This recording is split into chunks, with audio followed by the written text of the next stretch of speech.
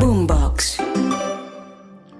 Hoy tengo como invitada para conversar al videopodcast El Profesor Yo, con Educación Todo Se Puede, a una mujer que es amiga mía, que la admiro, pero aparte de ser amiga y de que yo la admire, es una mujer extraordinaria.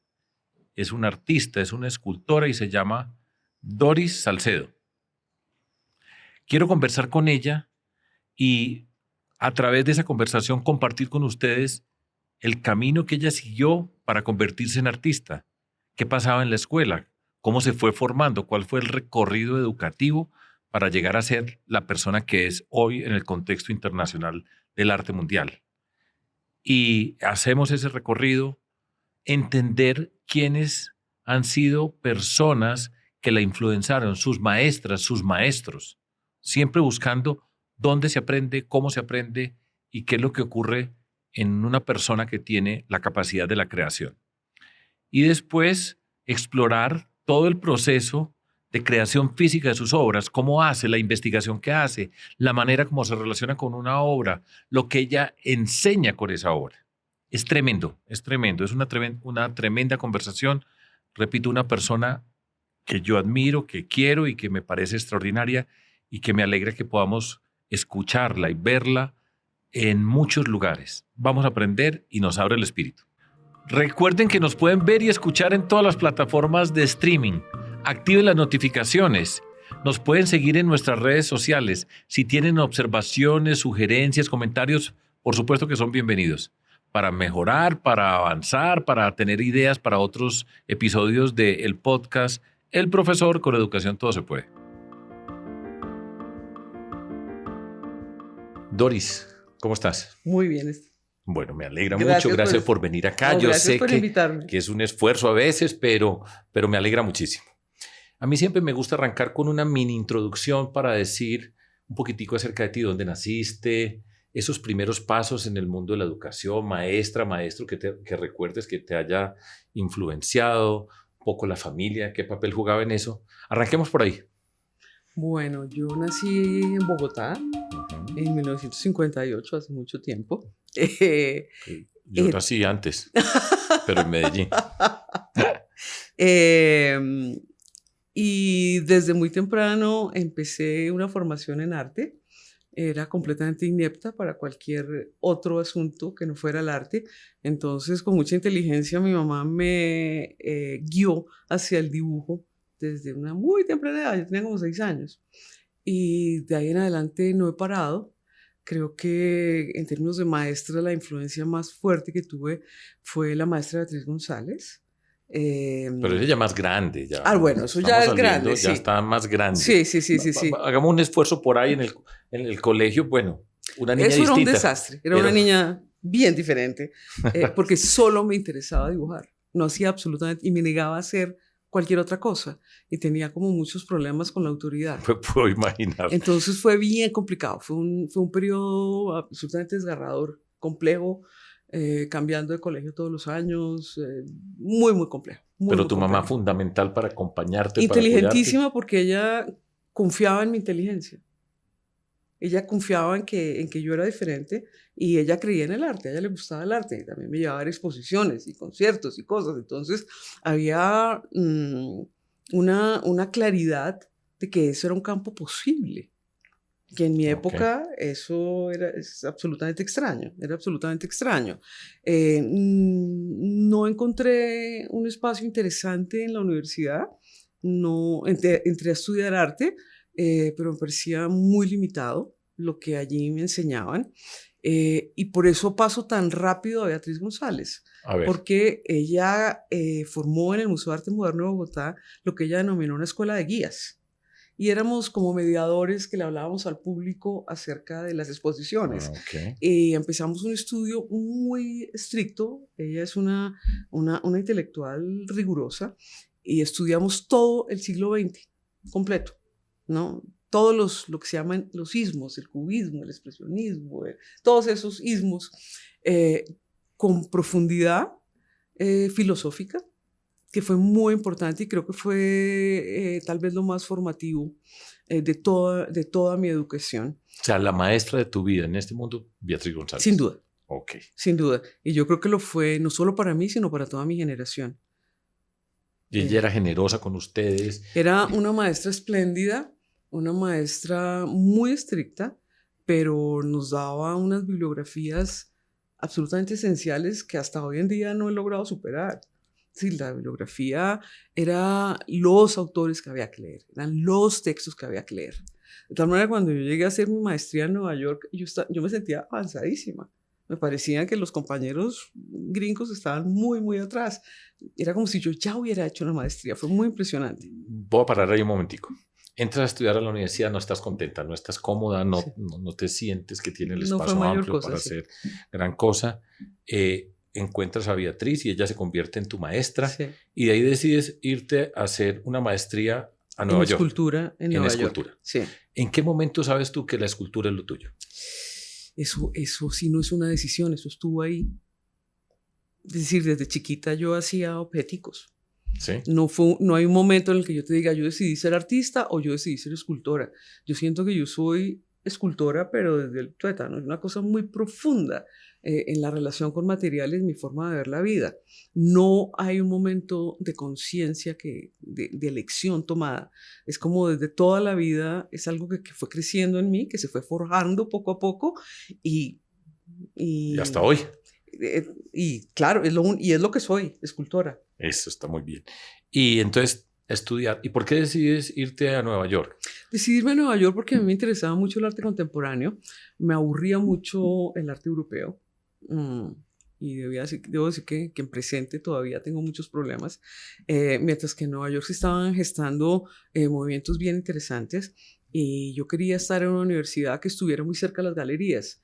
Entonces, más que por un programa, yo escogí NYU por su ubicación geográfica, que yo quería estar muy cerca del arte contemporáneo. Entré a NYU a estudiar escultura y también fue un poco, no me pareció tan interesante. Eh,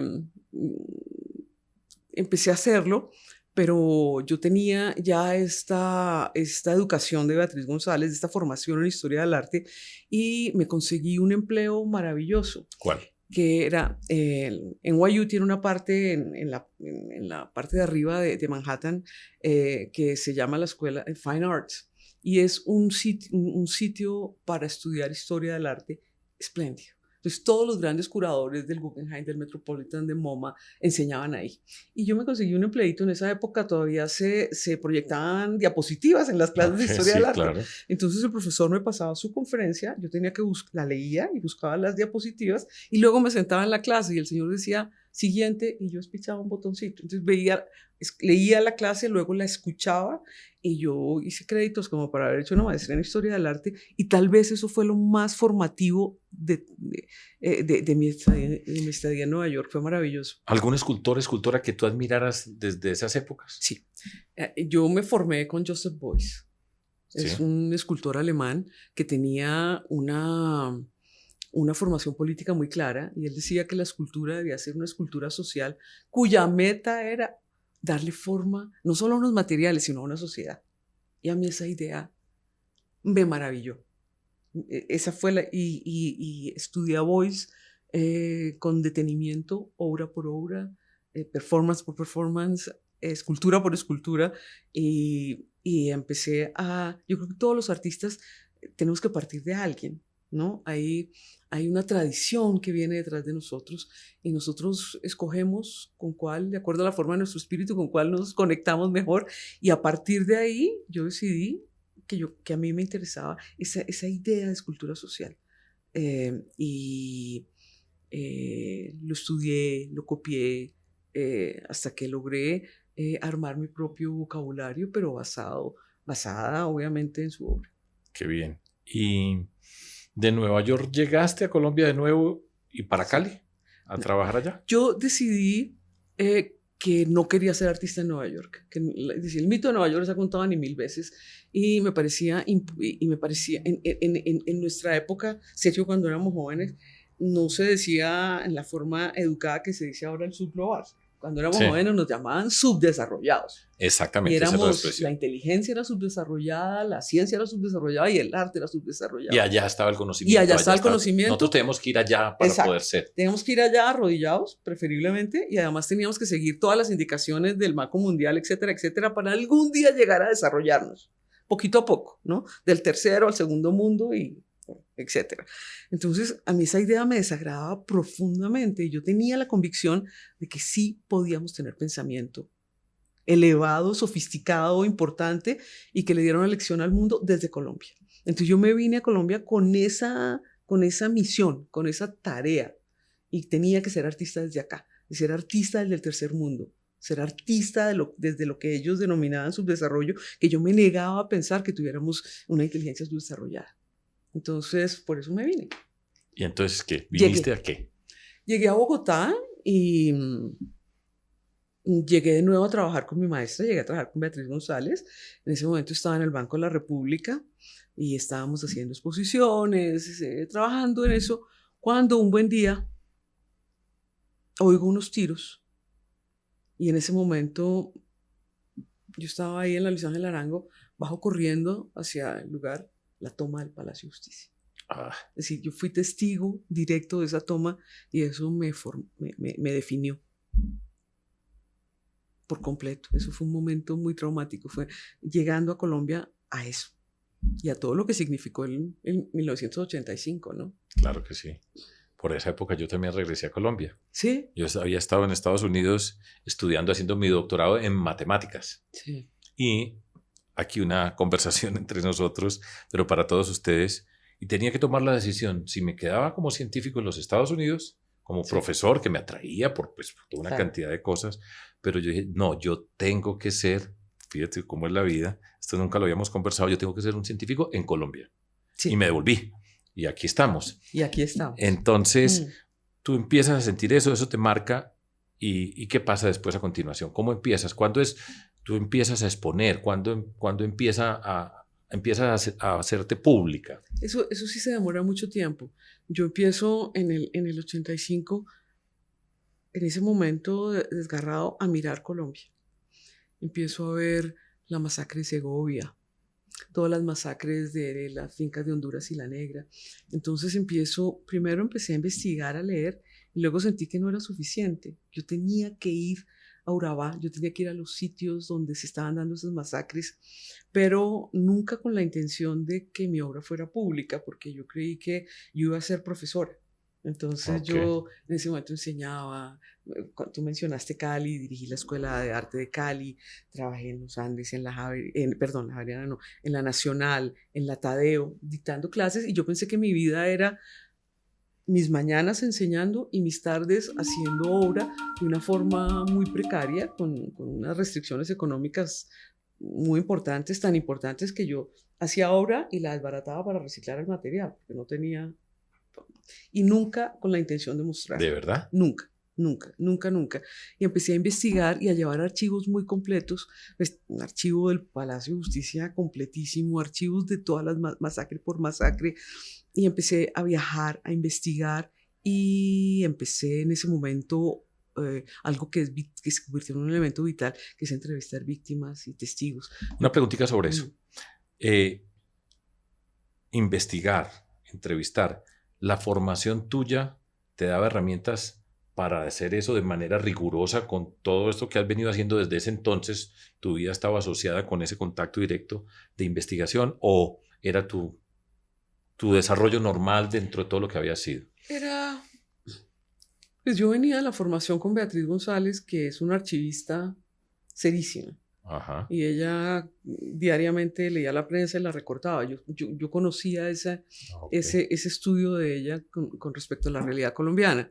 Yo creo que sin tener mayor conciencia, algo debía aprender en ese momento de lo que ella hacía, pero yo creía que yo tenía que ser más casi como un detective. Sí, yo tenía que ir a la escena del crimen, yo tenía que hablar con los testigos, yo tenía que entender en qué condiciones materiales vivía esa víctima, cómo era la casa o la choza o el sitio donde la persona viviera, cómo eran los recorridos que hacía, por qué zonas caminaba, qué veía, qué elementos materiales tenía a su disposición ese ser en su vida.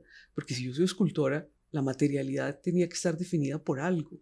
Y yo no quería que esa materialidad estuviera definida por mi gusto, por mi deseo, por mi intuición, sino que yo quería ser obediente, humildemente escuchar el testimonio y llevarlo a una imagen que yo considerara importante, sólida, pero con todos los elementos del testimonio. Y eso implicaba también como los recursos materiales de la víctima. Una pregunta, escuchándote, tú has vivido el dolor de tantas personas víctimas de esta violencia extraordinaria, la violencia nuestra. Sí. ¿Eso cómo se convierte en tu vida? O sea, cuando uno ve todo eso, cuando pasa por todas esas experiencias que tú dices, ¿qué te pasa a ti? Pues eso es muy difícil porque yo siempre he dicho que el dolor duele. No hay nada que hacer. No hay manera de hacerle el quite. Y sobre todo si eres artista, porque ese dolor no... Creo que, digamos que un periodista puede tener un acercamiento, hacer un reportaje y luego salirse. Yo tengo que hacer ese acercamiento y tengo que interiorizar ese dolor para poderlo tramitar. Uf. Entonces es algo así como que lo que hablaba Frantz Fanon del fármaco, es como tomarse el veneno que eventualmente puede ser curativo para otros, para una sociedad, pero para mí es tomarme el veneno y es muy difícil. Si te da una conciencia de la muerte, del duelo, del dolor, muy difícil de llevar. Tiene que ser algo extraordinario. Bueno, y entonces, ¿cuándo empiezas ya a convertir toda esa investigación, todo ese conocimiento directo, ese contacto, a convertirlo en obra?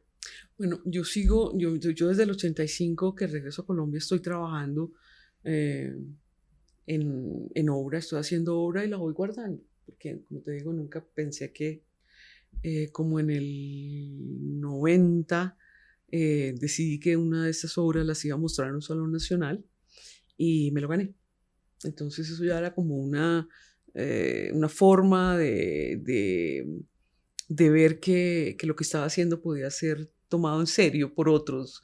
Eso me sirvió mucho y seguí trabajando hasta que llega 1992 y de pronto Europa, Estados Unidos dice, 500 años, a ver qué están haciendo los subdesarrollados. Okay. Y llega una cantidad enorme de curadores de todo el mundo buscando a los 500 años. ¿Cómo está esta gente? Que estos subdesarrollados que están haciendo. Y pues como yo llevaba tantos años produciendo sin mostrar, tenía un estudio lleno de cosas, lleno de obra. Y esa obra empezó a mostrarse en ese momento y me fue muy bien. Me fue muy bien. La saqué, hice una exposición en Boston, en el Instituto de Arte Contemporáneo.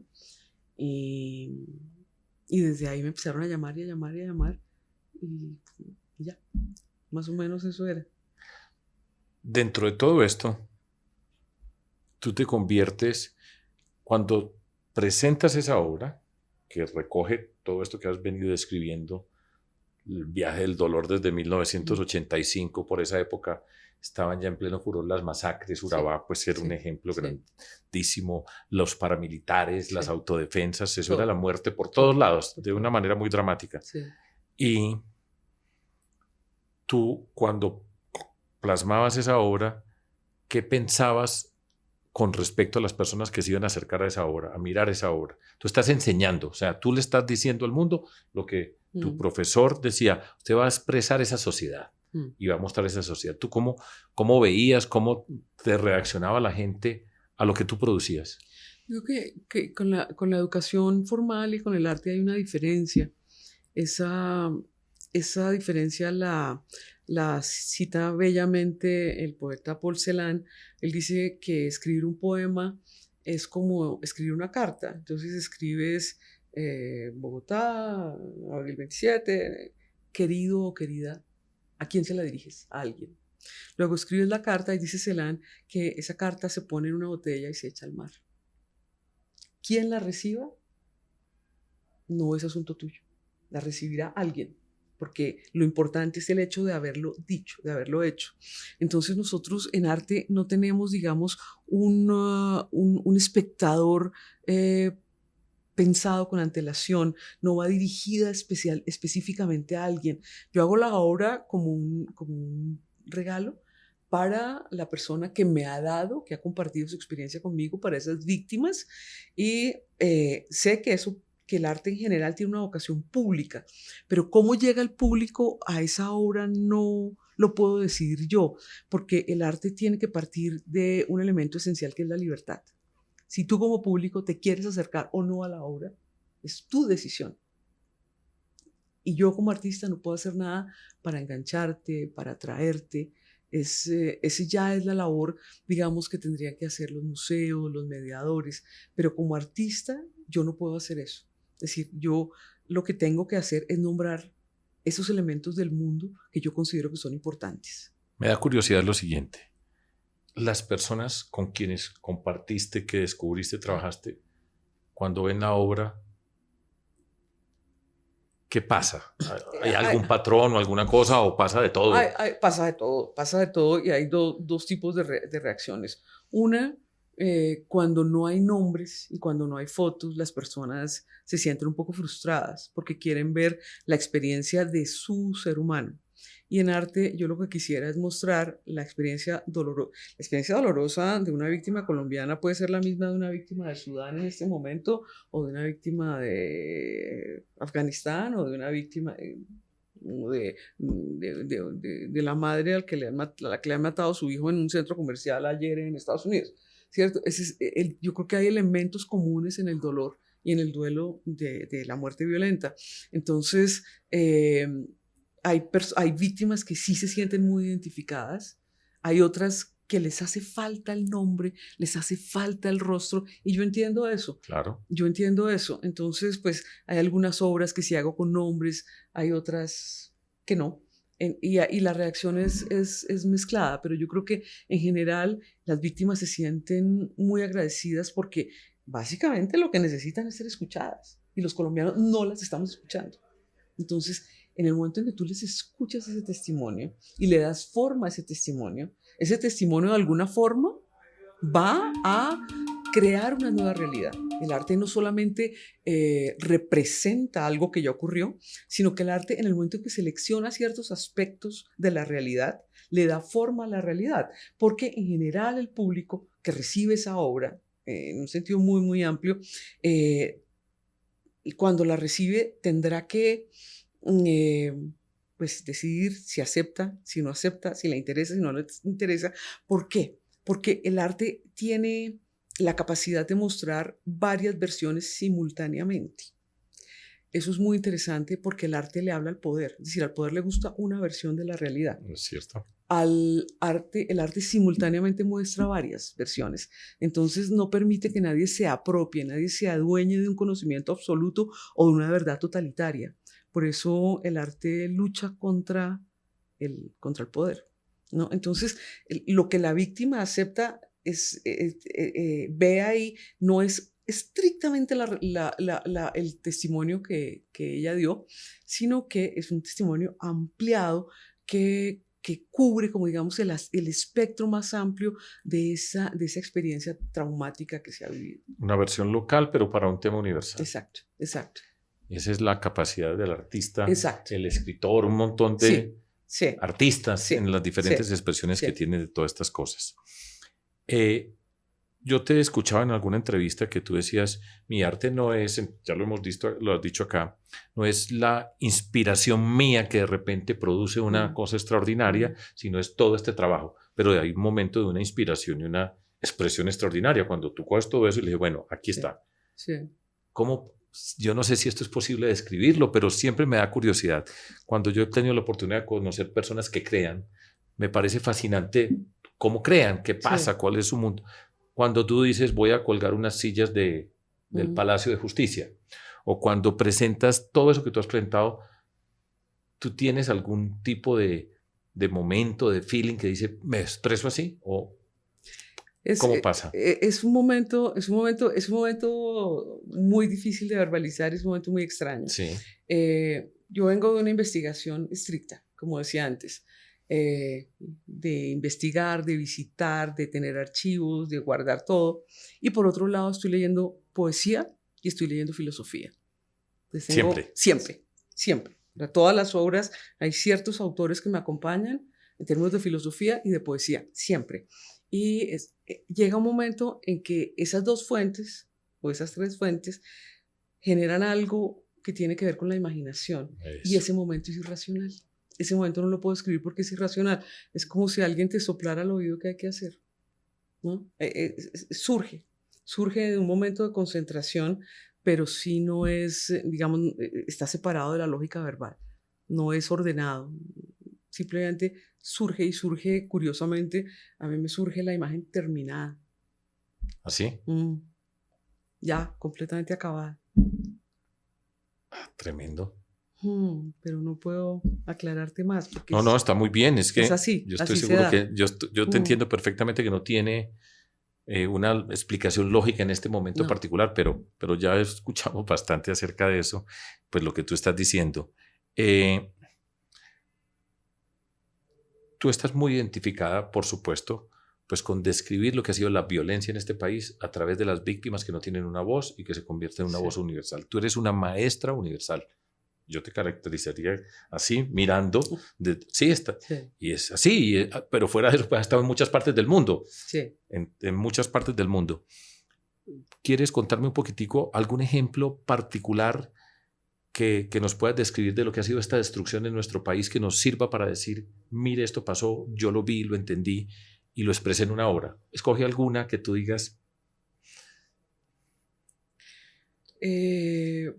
Tal vez una obra que habíamos comentado, A Flor de Piel, es una obra que para mí es muy disidente de lo que es la realidad colombiana.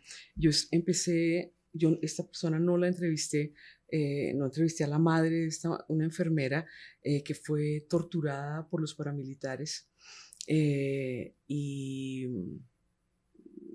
en una tortura terrible. Los segmentos de su cuerpo jamás se encontraron, pero ella traía una historia muy triste. Era una hija de un agente de la policía que en alguna misión en un páramo el señor se perdió. Y se perdió, y se murió, se perdió. Y queda la madre con sus dos hijas. Esta madre se va a vivir a Villavicencio con sus dos chiquitas y ella sale a trabajar porque es una madre, una viuda, y deja a las niñas encerradas y hay un incendio en esa casa. Una niña se muere y la otra queda con un 80% del cuerpo, parte del cuerpo quemada. La madre viene a Bogotá, creo que la tiene en el Hospital de la Misericordia, pide limosna en la calle durante el proceso. Esta niña sobrevive, tiene mil cirugías, finalmente estudia enfermería y estaba trabajando en Calamar y estaba haciendo también otros estudios en Bogotá. Entonces los paramilitares, como le llega guerrilla a ella para que la cure, los paramilitares la bajan del bus cuando va hacia Calamar y es cuando la cogen, la torturan, la matan. A mí me parecía que este caso tenía, como toda la tragedia colombiana, capas y capas y capas y capas y capas de horror, ¿no? Curiosamente, el día en que la Comisión de la Verdad entrega su informe, la madre se acerca, la madre Cristina Maecha se acerca y me dice: usted hizo una obra sobre mi hija, yo quería darle las gracias. Yo no la conocía a ella. Fue muy emocionante para mí haberla visto ese día.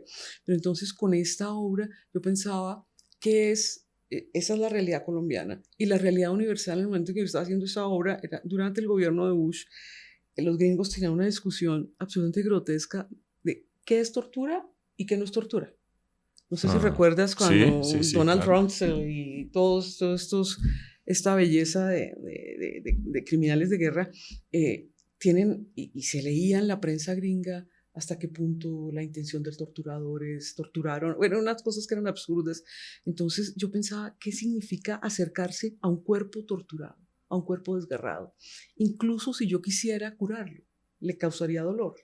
Pensaba cómo podía hacer una obra para presentarle una ofrenda floral a este ser, lo más frágil, lo más delicado posible, y decidí hacer una gran mortaja, es enorme, hecha solamente con pétalos de rosa, y esos pétalos de rosa los cosí con hilo quirúrgico, como si uno pudiera sanar esa herida social, y como si esta gran mortaja pudiera cubrir todos estos cuerpos que tenemos en Colombia que no han sido entregados a la muerte de forma apropiada, sino simplemente sabemos que somos el país de la muerte no enterrada, ¿no? Sabemos que los ríos, que, bueno, las fosas comunes, etcétera. Entonces, tal vez esta obra para mí sí representa la realidad colombiana de una forma muy completa y muy desgarradora.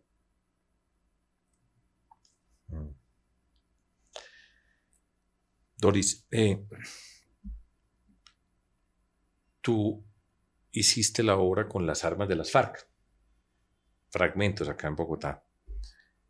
Un poquitico, ¿qué sentiste ahí, en ese proceso de hacer esa obra? Ese proceso fue extraordinario y único en toda la vida. En toda mi vida no he hecho nada como Fragmentos, porque yo no creía que el arte pudiera impactar la realidad. Y cuando ves que con una obra de arte sacas más de 9.000 armas de circulación, pues sí impacta la realidad. Entonces es una obra que tiene otro elemento que a mí me conmueve mucho y es que es colectiva.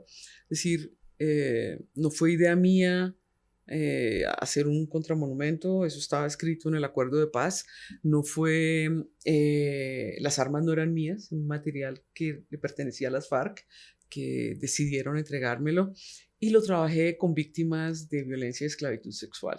Ellas le dieron forma, ellas martillaron ese metal, y fue una cosa extraordinaria verlas porque hubo un cambio físico real en ellas, es decir, cuerpos que habían sido sometidos, cuerpos que habían sido silenciados, que se los habían arrancado a ellas.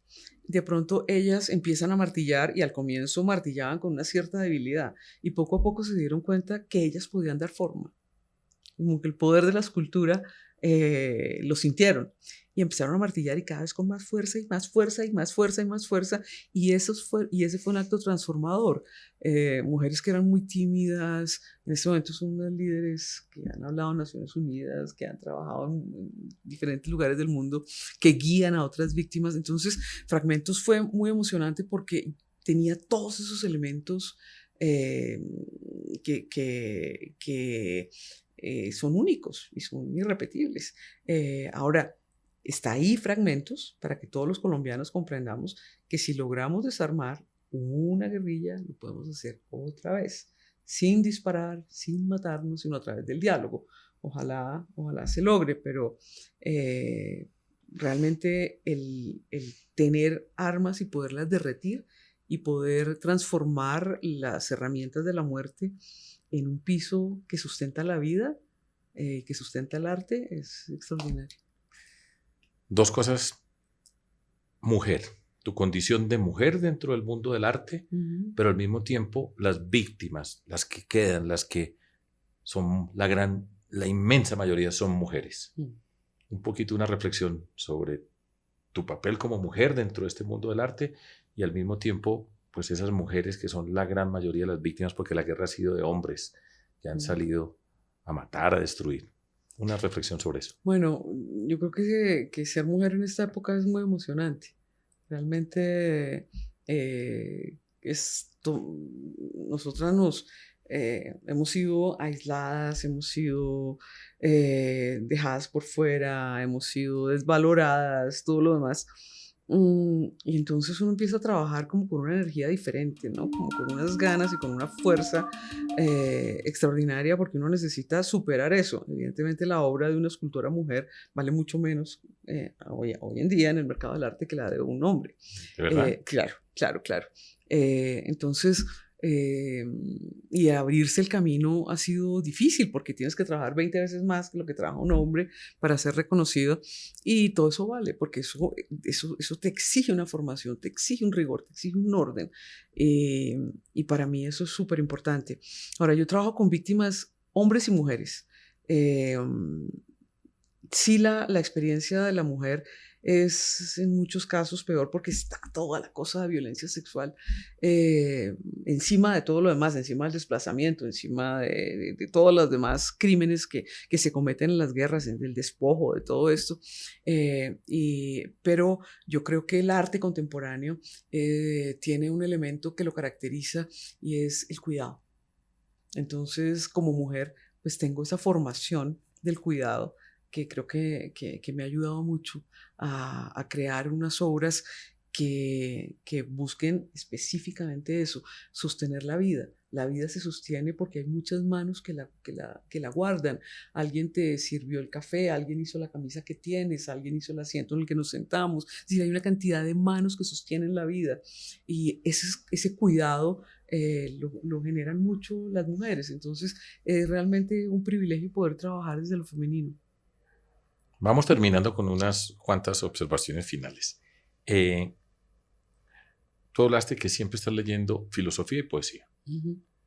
De todo ese mundo, todo lo que has leído, ¿podrías destacar algunas figuras que estas son entrañables en lo que ha sido mi vida? Bueno, hay un filósofo que me encanta por lo que escribe y por quién es, que es Achille Mbembe. Es un filósofo camerunés y me parece que es el filósofo vivo más importante en este momento. Entonces, que sea un africano quien esté pensando la realidad contemporánea con mayor lucidez, me parece que es un motivo de alegría y de orgullo para todas las personas que trabajamos en el sur global. Es uno de los autores que más leo. En términos de poesía, yo he estado muy cercana a los poetas que han vivido experiencias terribles. Mandelstam, que murió en un gulag, ha sido un poeta que me ha siempre en momentos terribles me recoge. Paul Celan, poeta del Holocausto, Nelly Sachs, poeta del Holocausto, y ya y César Vallejo. Es decir, yo en estos días te contaba que estaba entrevistando a unos chicos víctimas de reclutamiento forzado y era tal el dolor que yo lo único que he logrado hacer estos días es leer y releer los heraldos negros de César Vallejo. Hay golpes en la vida tan fuertes, yo no sé, golpes como de la ira de Dios, como si el dolor, no, perdón, como si la resaca de todo el sufrimiento se aposara en el alma, yo no sé. Y esos golpes como del odio de Dios es lo único que me ayuda a mí a comprender el horror que vivimos, ¿no? Entonces, la poesía para mí es un refugio. Es el refugio donde tengo que ir cuando no sé qué hacer con el dolor que he recibido. Mm. Vamos, Beatriz González fue tu maestra. Tú eres maestra de alguien.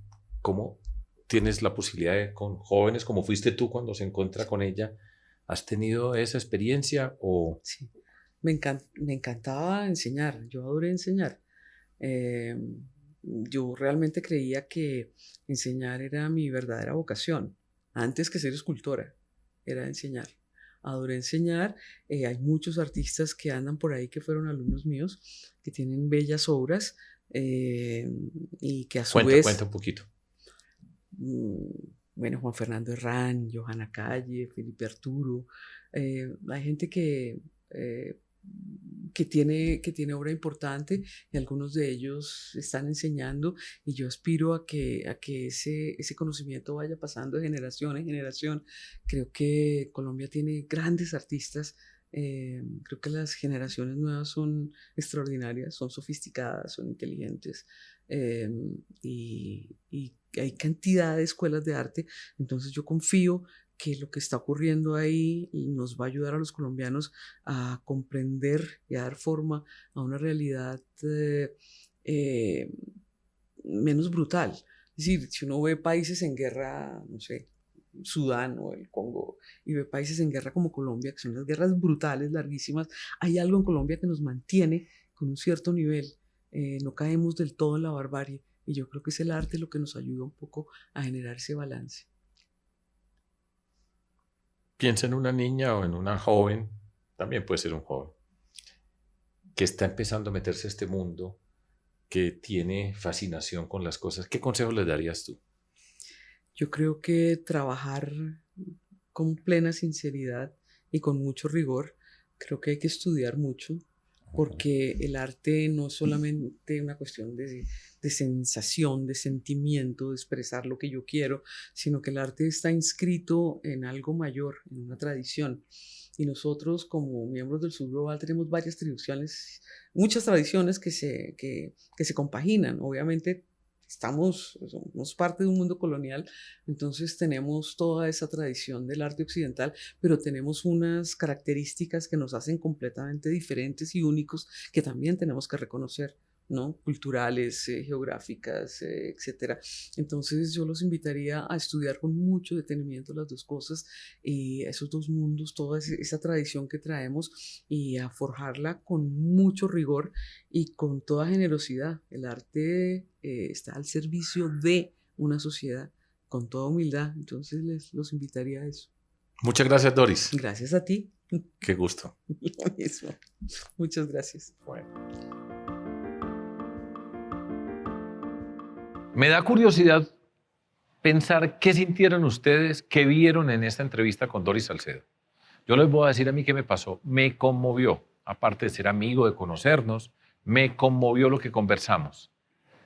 Es un testimonio muy fuerte acerca de una parte central de lo que ha sido nuestra vida en sociedad en Colombia, y hoy vemos en tantas partes del mundo la violencia, pero las voces de las víctimas, esas personas que sufren la violencia con la mayor intensidad y que no son escuchadas. Tremendo testimonio el que nos dio Doris Salcedo. Para rematar, entonces les recuerdo que este es el video podcast El Profesor, yo, Sergio Fajardo. Con educación todo se puede, y además nos pueden escuchar y ver en todas las plataformas de streaming. Pueden activar las notificaciones y nos pueden seguir en nuestras redes sociales. Muchas gracias.